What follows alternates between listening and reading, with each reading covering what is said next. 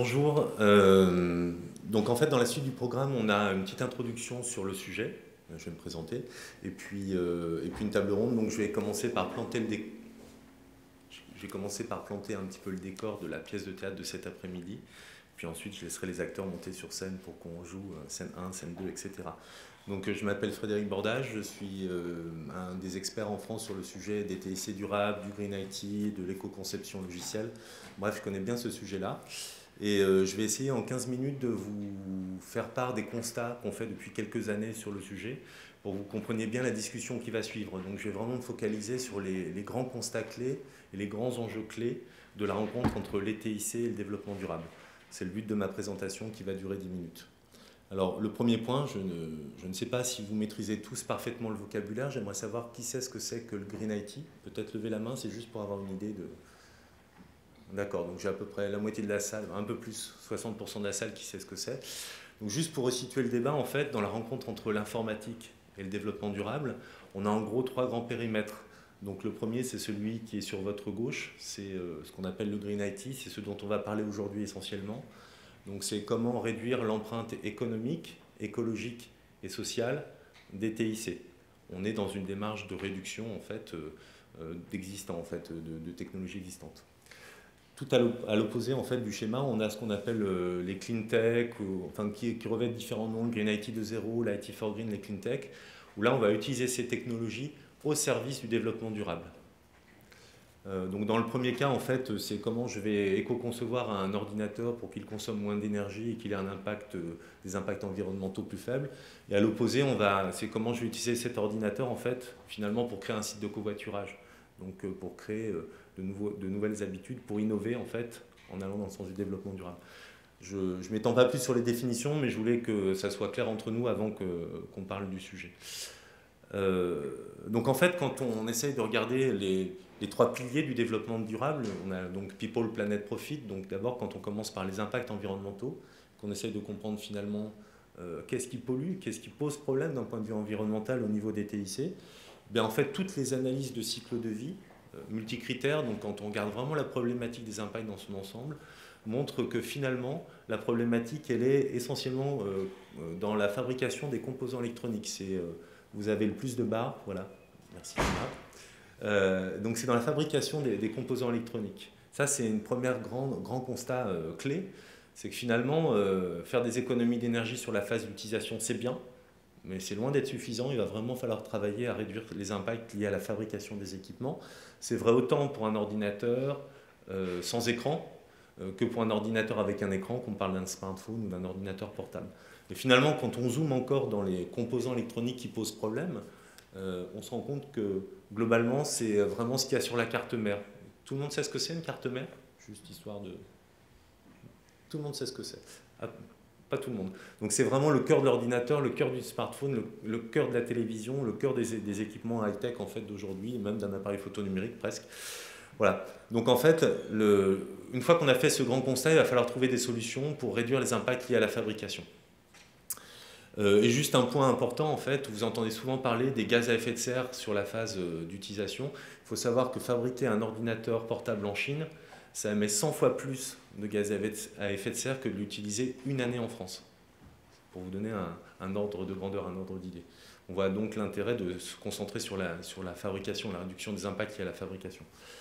On n'en parle finalement pas assez ou pas assez souvent. Il y a des impacts sociaux.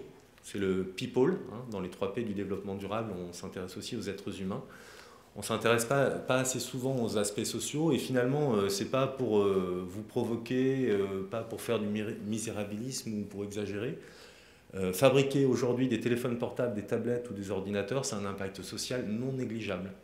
Alors là, j'ai illustré à toutes les étapes du cycle de vie de l'extraction des minerais en passant par les usines de fabrication de Samsung, en passant par le recyclage entre guillemets. Hein.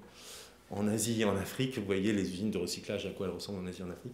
On a un vrai problème social en fait. Finalement, dans les années 80, on parlait des sweatshops de Nike. On n'a pas du tout résolu le problème depuis 30 ans dans l'industrie informatique. Et en 2010, 40%, c'est Apple qui le reconnaît lui-même, en 2010, 40% des sous-traitants d'Apple faisaient travailler des gamins. Donc il y a aussi des choses à faire dans ce domaine-là.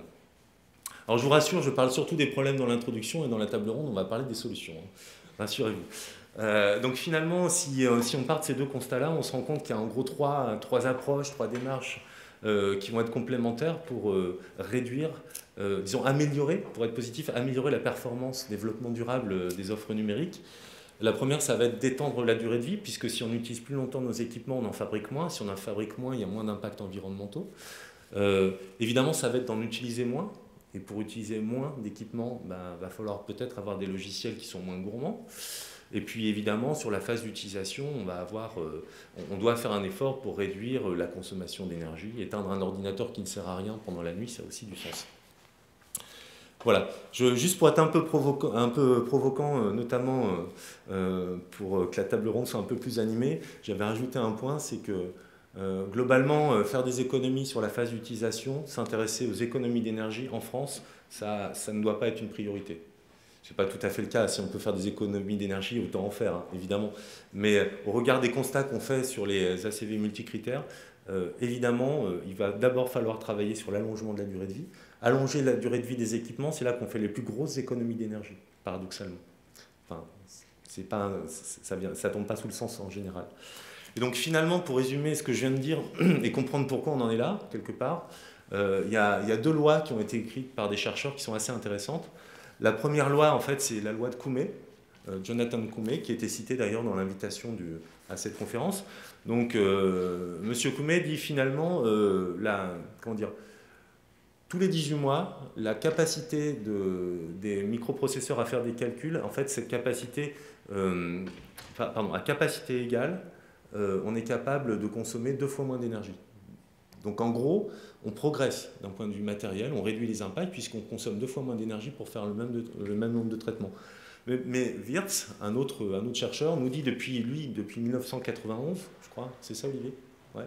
Depuis 1991, il nous dit lui, oui, ça c'est très bien, mais finalement, le logiciel ralentit plus vite que le matériel n'accélère. Et donc je pense que ça commence à poser le cœur du sujet de la table ronde. C'est finalement si on progresse du côté du matériel mais qu'on régresse du côté du logiciel, il va peut-être falloir travailler sur le logiciel. Alors juste pour illustrer un petit peu avec des images simplement ce que je viens de dire, la durée de vie d'un ordinateur, il y a une génération c'était en gros 12 ans, aujourd'hui c'est 3 ans, entre 3 et 5 ans. Pourquoi ? Parce qu'un vieil ordinateur, il suffisait d'enlever une vis pour changer un disque dur ou rajouter une barre de mémoire vive. Aujourd'hui c'est joli, c'est léger, sauf que ce n'est pas du tout évolutif. Donc on a un problème de design et de form factor au niveau du matériel, c'est clair. Donc on peut se poser la question de est-ce qu'on va dans le bon sens quand on regarde les tendances actuelles. Au niveau de la tendance décrite par la loi de Wirtz, en fait, on se rend compte qu'on est face à un phénomène qu'on appelle bloatware en anglais ou qu'on appelle obésiciel en français. C'est finalement la quantité de mémoire vive, de puissance microprocesseur double tous les 3 ans. Pour faire exactement la même chose. Par rapport à il y a 10 ans, il vous faut 70 fois plus de mémoire vive pour écrire le même texte à la même vitesse, en gras italique souligné, ou envoyer le même email à vos collègues. C'est ce que montre une étude qu'on avait menée au sein de greenIT.fr sur le couple Windows-Office. Donc on se rend bien compte qu'il y a un vrai souci au niveau des logiciels et qu'on peut faire tous les efforts qu'on veut au niveau du matériel, il faut les faire, c'est important, mais qu'on ne résoudra pas tout le problème. Il faut aussi travailler sur la couche logicielle. Et donc... pour finir en fait cette courte introduction avant d'attaquer la table ronde, je vous ai mis quelques chiffres de constats qu'on a fait sur l'importance en fait de travailler sur la couche logicielle. Vous voyez quelques exemples, simplement IBM qui est en... Bonjour. Simplement en travaillant sur de l'algorithmie, IBM a réussi à réduire de 99% la consommation d'énergie d'un algorithme en fait. En gros, il leur fallait des mégawattheures pour effectuer un traitement. Aujourd'hui, il leur faut des kilowattheures, en fait. Donc, on a des effets de levier de l'ordre de 100, simplement en travaillant sur le logiciel, sans rien toucher au serveur, à tout l'équipement matériel existant. Puis, on le voit au niveau des ressources. Il y a 3 ans, en fait, Facebook était face à un problème. C'est plus de place dans ses data centers. Plutôt que de reconstruire des nouveaux data centers, en fait, ils ont réfléchi. Ils ont changé un petit peu quelque chose au niveau du logiciel. Je ne vais pas rentrer dans les détails techniques. Et puis, ils ont récupéré comme ça 50% de l'espace de tout leur data center. Ils ont économisé des centaines de millions de dollars en passant quelques mois à travailler sur le développement d'un logiciel. Donc on voit que l'effet de levier est très important. Donc ce que je vous propose après cette brève introduction, c'est de regarder un petit peu tous ces points avec les différents intervenants de la table ronde qui vont nous parler de leur vision, soit des visions globales, comme le Syntec numérique et Orange, soit de visions plus pointues, en fait, comme le Green Code Lab qui nous parlera de l'éco-conception logicielle, ou OVH de ce que c'est que l'hébergement et qu'est-ce qu'on peut faire au niveau matériel, même si on ne maîtrise pas ce qui se passe au niveau des serveurs. Donc, je vous propose de passer à la table ronde.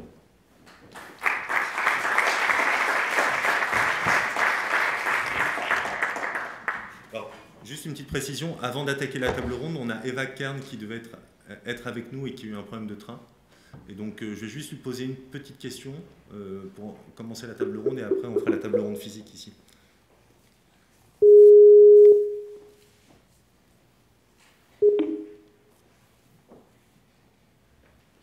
Hey. Hi, Eva. Hey.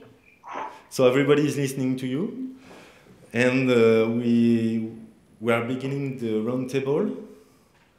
And so I have one question for you.